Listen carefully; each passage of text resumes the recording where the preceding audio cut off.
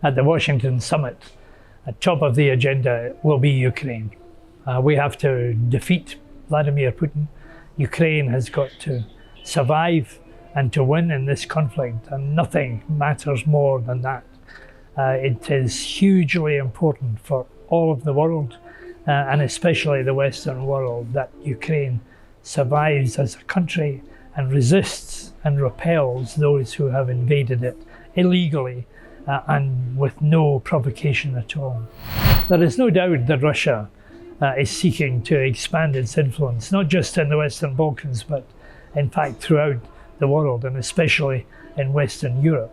But the Western Balkans is very much part of the territory they would like to dominate. So therefore they're involved in disruption, in economic sabotage, they're involved in cyber attacks, because that's the way in which they operate, and they will, if they win in Ukraine, be doing much more of that in the future. So people should be very wary in this region about what Russia will eventually do, especially if they win in Ukraine. We gave Kosovo its freedom. We liberated it from the violence that was being meted out against it, but we didn't give it its future. Its future is in the hands of people like you, of the population of Kosovo as a whole, and they've got to make sure that they build on that.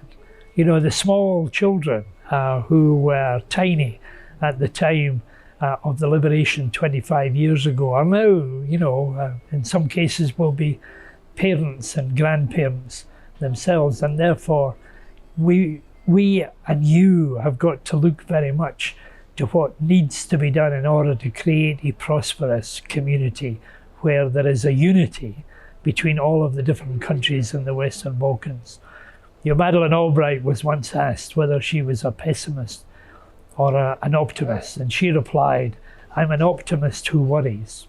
So I'm an optimist about the Western Balkans, and especially about Kosovo, but I worry as well.